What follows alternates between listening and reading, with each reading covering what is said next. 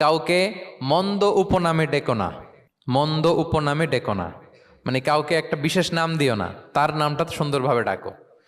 নাম বিকৃতি করা কবিরা গুনাহ। নাম, আপনি বলুন হুজুর এটা একটা কথা হইলো, নাম বিকৃতি করছি তো কি হয়েছে? এটা আপনার কাছে সমস্যা নাই। ধরেন যে ওই লোকের নাম আব্দুল্লাহ, আপনার কাছে আব্দুল্লাহ এটা সিম্পল, ধুর আব্দুল্লাহ একটা কিছু হইলো, কিন্তু যার নাম আব্দুল্লাহ তার কাছে এটা অনেক দামি। তার কাছে কি? কারণ এটা তার পরিচয় বহন করে। ধরেন যে আমার নাম কি মিজান, আপনার কাছে মনে হয় আরে মিজান একটা নাম হইলো, তা আমার কাছে তো এটা অনেক গুরুত্বপূর্ণ, কারণ এটা আমার পরিচয় বহন করে। এই নামে মানুষ আমাকে ডাকে, ফলে এটা আমার খুব আদরের, আমার কাছে বড্ড যত্নের দরদের নামটা। আপনার কাছে নাও হতে পারে। মানুষ প্রত্যেকে তার নিজের নামকে খুব পছন্দ করে। হুম, দেখবেন যে মানুষ কাগজ পেলে নিজের নামটা লেখে, সিগনেচার দেয় একটা, দেখবেন দেয়। এরপর দেখবেন যে সি বিচে ঘুরতে গেলে বালুর মধ্যে নিজের নামটা লিখে, দেখবেন লিখে।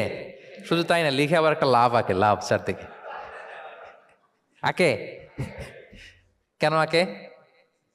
কারণ এই নামটা সে পছন্দ করে অনেক, এটা তার কাছে গুরুত্বপূর্ণ, আপনার কাছে নাও হতে পারে। এই জন্য প্রত্যেকের নামটা তার কাছে খুব আদরের যত্নের, তার নামটা আপনি সুন্দরভাবে বলবেন। নাম আপনি বিকৃত করতে পারবেন না। এটা কি গুনাহ? সগীরা, কবিরা গুনাহ।